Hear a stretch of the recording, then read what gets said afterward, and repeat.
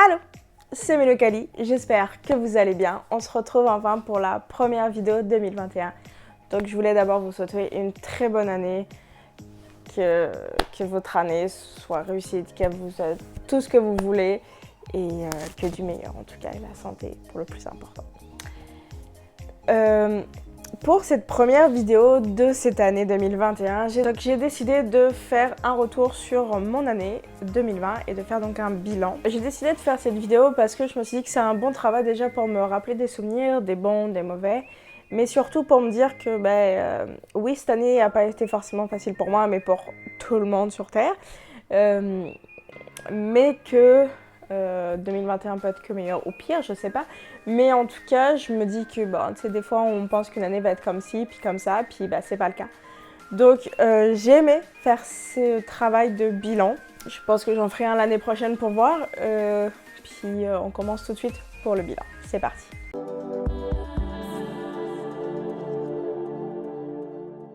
J'ai décidé de faire donc mois par mois. Donc on va commencer par le mois de janvier.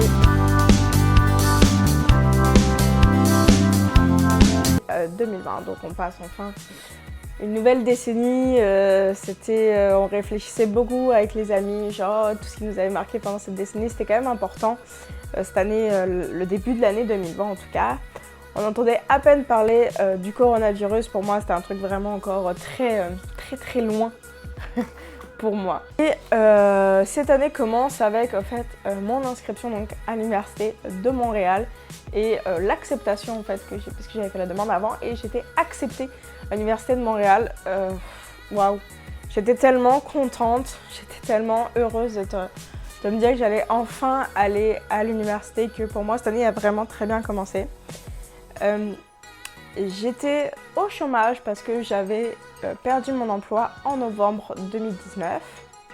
Donc bon, j'étais chez moi, je l'avais digéré un petit peu, à peu près pas encore totalement, mais j'avais digéré un petit peu cette... d'avoir quitté un peu ce travail un peu bizarrement, plus qu'on m'a viré. Mais bref, et ça a été un petit peu dur à apprendre au début, mais début janvier j'allais un peu mieux. On recherchait un appartement avec mon copain parce qu'on ne pouvait plus rester dans celui qu'on était. Et j'ai appris aussi la triste nouvelle de la perte de mon chien que j'avais en France. Novo va très bien, mais mon chien qui s'appelait Voltaire est décédé donc en janvier 2020 et ça a été très difficile. Je pense moins difficile que je m'y attendais, on va se le dire honnêtement, parce que j'ai Novo ici, que ça m'a fait du bien, parce que j'avais une autre présence animale, puis que, tu sais, ça faisait longtemps moi, que j'avais comme fait ce travail sur moi de deuil. Voltaire était malade, puis ça faisait longtemps que je l'avais pas vu, donc c'est ça. Donc un petit peu de positif dans ce mois de janvier et un petit peu de négatif, donc ça va être pas mal le reflet de mon année 2020, du positif et du négatif. Et voilà, on continue avec le mois de février. C'est à peu près la même chose, je recherche un appart, je suis toujours au chômage. Rien passé de particulier au mois de février. Là ça commençait à sentir mauvais le coronavirus, mais encore rien de vraiment très important. Donc un mois de février tout à fait banal. Voilà, normal quoi. Je regarde des séries, je fais ma vie, je suis au chômage, puis c'est tout, tu sais. Ça allait très bien.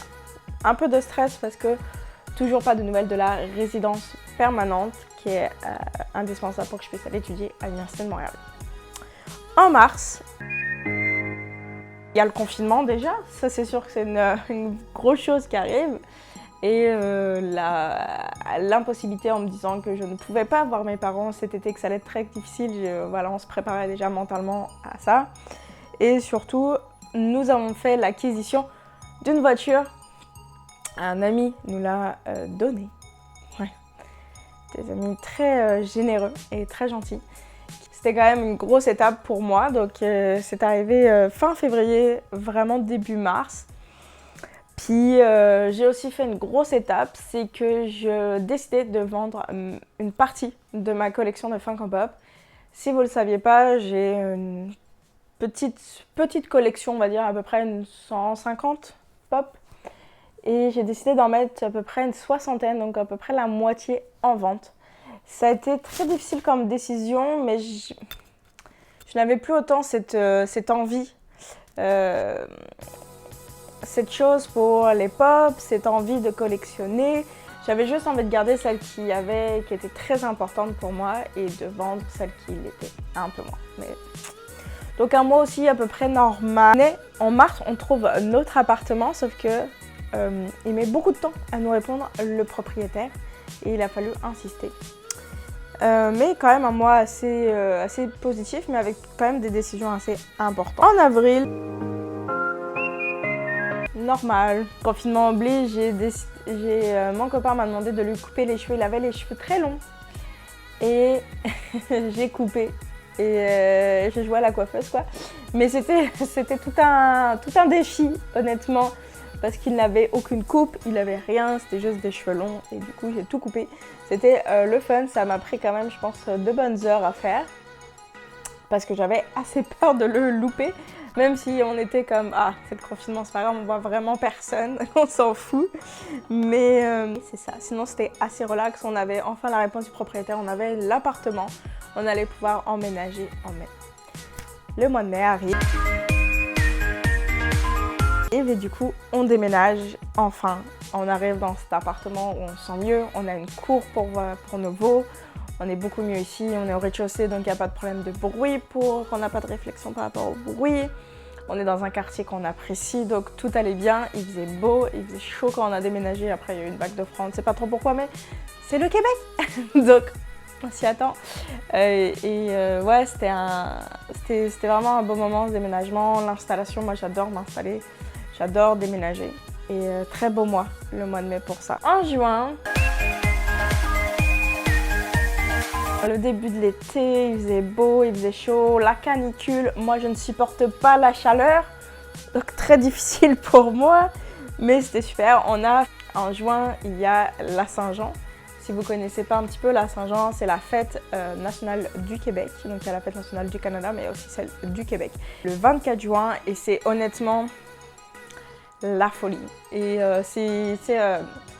la plupart des Québécois se considèrent plus Québécois que Canadiens et du coup, la fête nationale du Québec est vraiment plus importante que la fête du Canada et c'est le cas et souvent on va camper avec des amis. Et là du coup, on est allé faire du camping sur le terrain du père d'un ami et c'était super séjour. C'était 2 jours, je pense qu'on est parti. C'était le fun, vraiment cool, on était en camping, on était bien.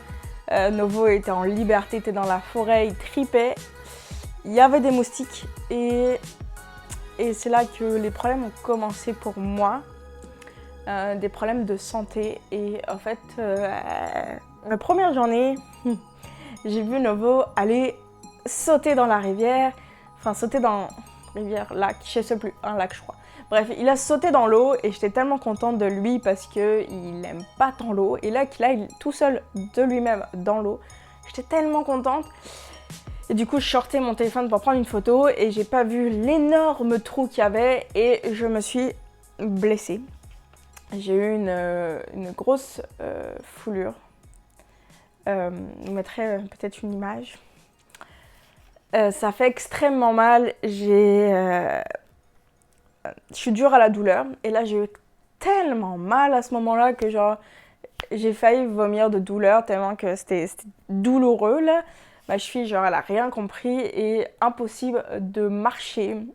Impossible, il a fallu qu'on me ramène jusqu'à une chaise, que je puisse, heureusement on avait de la glace, puis tout, enfin super bien. On s'est vraiment très bien occupé de moi à ce moment-là, puis et c'est la cheville. C'est quelque chose qui, c'est con hein, mais ça a du mal à soigner parce que t'es tout le temps dessus et du coup même en ce moment ça va mieux, ça fait longtemps que j'ai pas eu vraiment mal, mais pendant des mois j'ai eu cette douleur qui avait du mal à passer. Et donc là on a pris la décision parce qu'on était en camping et qu'on était vraiment éloigné de la ville de ne pas aller à l'hôpital. Ça ne valait pas le coup d'aller à l'hôpital juste pour une foulure. Et on est resté là-bas, ça s'est bien gonflé mais on a fait ce qu'il fallait, manière tu peux rien faire, faut que ça gonfle, puis tu sais. tu mets de la glace, puis tu t'appuies pas dessus. C'est simple là, et tu prends un médicament pour la douleur si t'as mal, puis c'est tout, tu peux rien faire vraiment. T'évites de marcher dessus quoi. Mais à ce moment-là, Novo, mon chien casse-cou, a décidé dans la même période, il s'est fait piquer par des mouches, par des moustiques. Et il a fait une réaction allergique, mais énorme. Il a gonflé de partout, gonflé. J'ai eu tellement peur, j'étais comme oh my god, ok, let's go, je vais au vétérinaire d'urgence. Puis là, mes amis étaient comme oh, tu sais, appelle le vétérinaire, puis tu sais. Donc, ils avaient raison.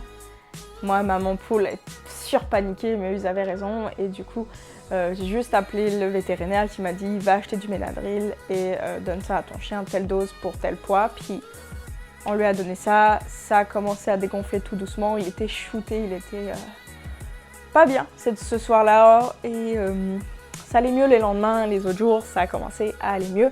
Mais c'est ça, il était toujours un peu gonflé, il a mis du temps à le menton que ça revienne. Mais bon, le principal, c'est qu'il allait bien, on allait bien, puis on a passé un très bon moment. Mais les débuts de mes problèmes de santé ont commencé en juin. En juillet,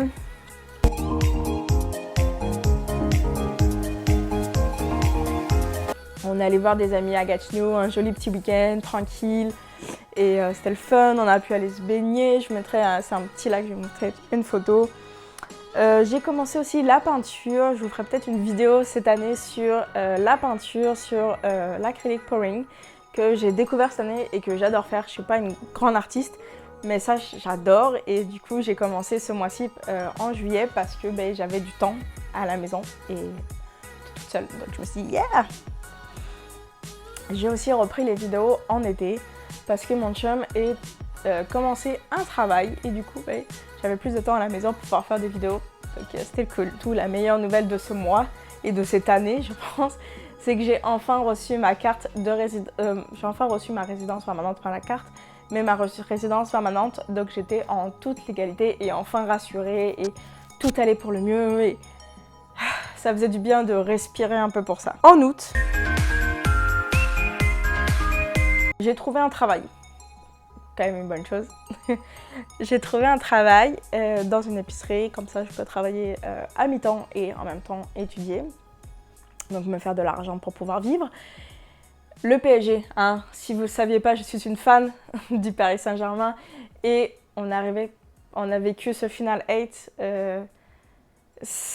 de folie. Honnêtement, ça faisait du bien de retrouver du foot, on était enfin dans le mouvement, puis ça faisait du bien de voir du sport à la télé. Ah là, quel mois honnêtement de rythmé par les matchs de Ligue des Champions, ça faisait du bien de revoir la Ligue des Champions. Et donc cette finale pour Paris qu'on a perdu, mais j'en garde quand même un très bon souvenir d'être arrivé jusqu'en finale de Ligue des Champions. Tous ces matchs qui nous ont fait vibrer, j'ai fait des très belles vidéos de mes réactions à ces matchs et j'adore les re-regarder. Et ouais, c'est super. Et chose qui m'est arrivée, c'est que j'ai eu une opération aussi ce mois-ci, au mois d'août, pour un kyste infecté, au fait, que j'avais pas pu faire opérer parce que ce qui s'était passé, c'est qu'à cause du Covid, c'était considéré comme une opération non pas importante, tu vois. Et du coup, ils avaient fermé tous ces rendez-vous, donc j'avais aucun moyen de prendre un rendez-vous parce que je n'ai pas de médecin de famille au Québec. Donc j'avais aucun moyen de pouvoir rencontrer un médecin.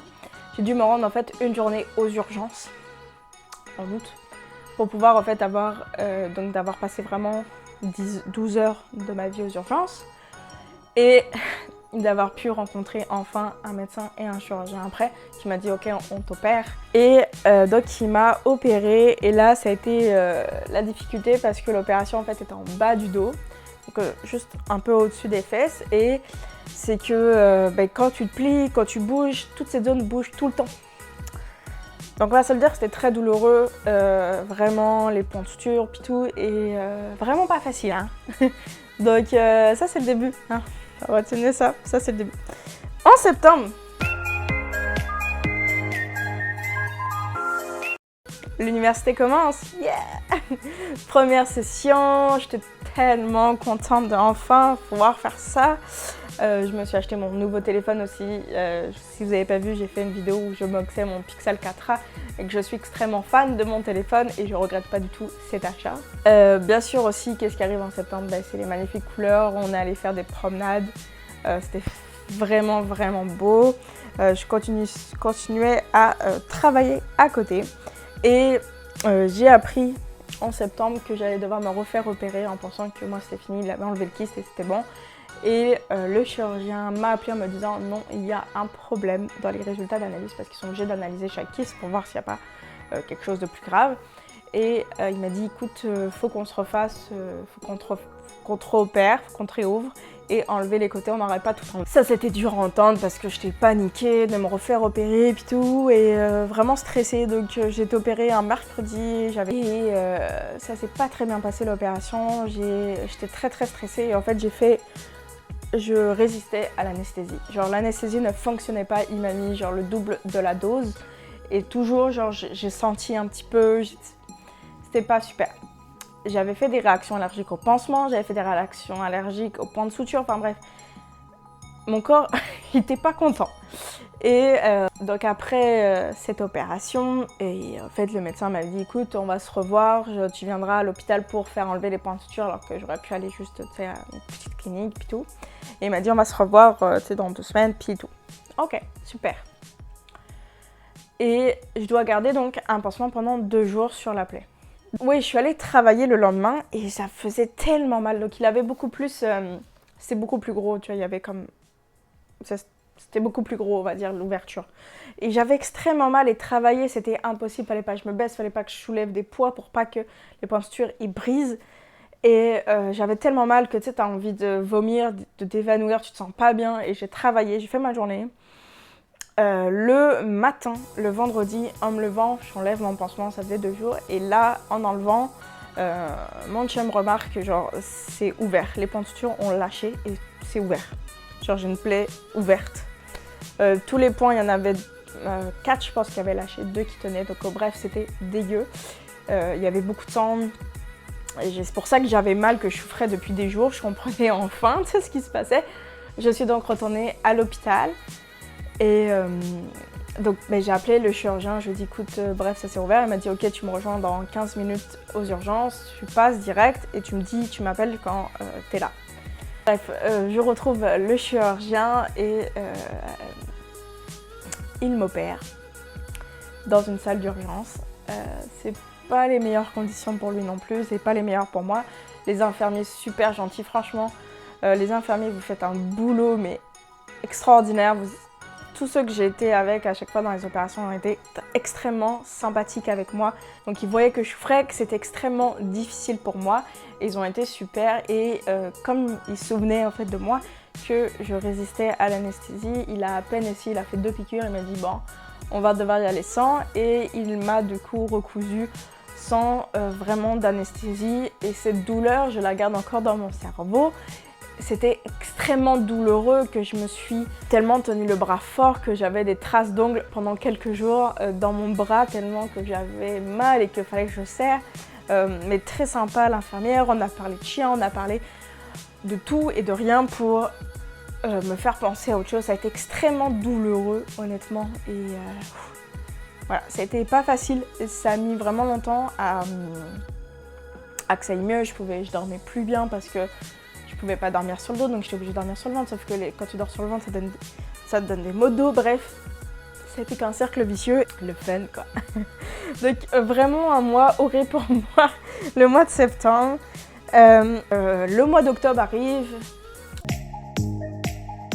beaucoup mieux, on a enlevé mes points de suture, tout allait bien, plus besoin d'opérer, tout est bon. Ça fait pas une belle cicatrice honnêtement. Elle est pas belle, mais elle sera plus belle dans quelques années. Puis ça sera un souvenir de 2020 sur mon corps. Mais très bonne nouvelle, par contre, je reçois enfin ma carte de résidence permanente. Donc je suis officiellement résident permanent avec au moins tranquille pendant 5 ans. Et ça, c'est le bonheur. Pas de besoin de faire des papiers d'immigration et toute cette merde que j'en ai marre de faire. Du coup, ça fait du bien d'être enfin tranquille. Après, je travaille, université et une vie tranquille quoi. Novembre arrive.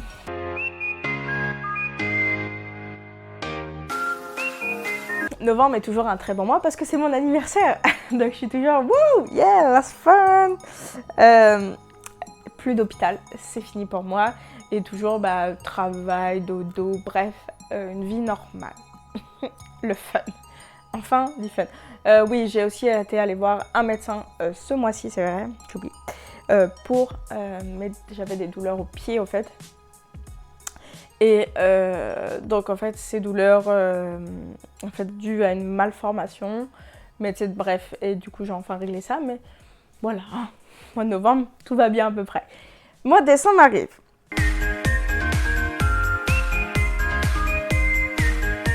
J'ai 2 ans avec mon copain. 2 ans de relation, pour moi, c'est extraordinaire. Et je travaillais beaucoup, je commençais à être fatiguée. L'université qui finissait, du coup, beaucoup de travaux, beaucoup d'examens. Et on a commencé à tomber malade avec mon chum, puis on avait un rhume. Et un week-end où moi je commence à tousser très fort. Je toussais mais vraiment fort, j'étais fatiguée. Mais je me dis c'est le travail avec l'université puis tout. Et le samedi vraiment très difficile, je tousse vraiment à vomir en fait. Je vomissais. Je me dis ça va pas trop mais c'est peut-être le rhume qui me tousse très fort. Moi je me dis ah t'inquiète c'est rien. Moi je pensais au Covid. Et le dimanche il me dit je goûte pas et je sens rien. Et là on se dit bon écoute c'est vraiment le moment, on va aller se faire tester et on mange, on prend notre petit déjeuner et on prend la voiture, on va à l'hôpital, on se fait tester. Et quand tu te fais tester au Québec, c'est que tu ne peux plus, quand tu es testé et avec des symptômes, tu n'as plus le droit de sortir. Tu es comme en confinement parce que tu peux transmettre le virus si tu l'as. Donc tant que tu n'as pas reçu un test négatif, tu n'as pas le droit de sortir. Tu reçois le test positif, tu n'auras pas le droit de sortir non plus.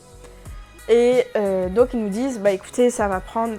moi, ils s'inquiètent un petit peu plus pour moi parce que je dis que j'ai du mal à respirer, que je suis très essoufflée, que j'ai des douleurs tout autour de la poitrine. Donc là, ils font, fais attention à tes symptômes, regarde si ça s'améliore ou pas. On va faire le test. Et du coup, ils nous disent, les résultats peuvent prendre 24 heures à 5 jours. Donc c'est très très long. Selon... je sais pas quoi en fait, selon quoi. Et bref, donc on rentre. Moi, je préviens mon travail que je ne vais pas pouvoir venir travailler le temps que je reçoive le résultat du test. Mon chum fait la même chose, donc on est tranquille chez nous. On va pas très bien, on est malade. On se sent vraiment, on sait qu'on s'y attend au résultat positif. Puis on espère que c'est ça parce qu'on se dit merde, pourquoi moi je tousse autant? C'est quoi ce bordel? Tu sais, genre, on comprenait pas. Puis honnêtement, moi, ça empirait. Au fil des jours, ça empirait. Je me levais juste du canapé. J'étais assise sur le canapé, je me levais pour aller aux toilettes. Et je toussais comme si j'avais couru, 40 minutes. Enfin, c'était un effort physique pour moi juste de me lever puis d'aller aux toilettes. C'était comme vraiment rendu extrêmement difficile. Je vomissais tous les jours. Je suis asthmatique, donc je prenais je sais plus combien de doses de mon médicament. Puis c'était vraiment difficile. J'ai eu 2 jours extrêmement difficiles où j'ai hésité d'aller à l'hôpital parce que j'allais vraiment pas bien. Mon chum reçoit un mail de la santé publique lui disant qu'il a reçu un test positif. Donc on était comme ok, mais tu sais, c'était censé nous appeler pour nous dire yes, vous êtes positif, tu vois. Donc lui il reçoit, je pense que c'était le lundi soir. Ouais, je pense que c'était le lundi soir qu'il reçoit son test positif. Moi, c'est le lendemain matin que l'hôpital m'appelle pour me dire écoutez, vous avez été testé positif au Covid-19, vous devez rester chez vous pendant tant de temps. Ils sont très gentils au téléphone, tu peux leur poser des questions, ils te renseignent tout, ils te disent la santé publique va vous appeler pour faire le check-up, qu'est-ce qui s'est passé, est-ce que vous savez comment vous avez été contaminé, qui étaient vos cas contacts, bref. Tout ça, voir vos symptômes et te donner plein de renseignements supplémentaires par rapport à comment tu allais faire.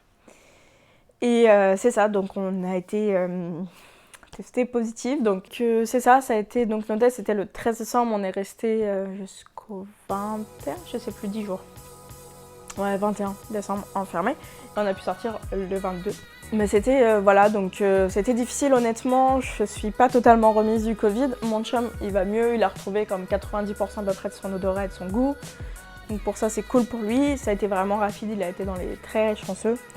On a été dans les chansons, on n'a pas dû aller à l'hôpital, ça s'est pas mal fini. Après, moi, je l'ai eu un peu plus douloureux.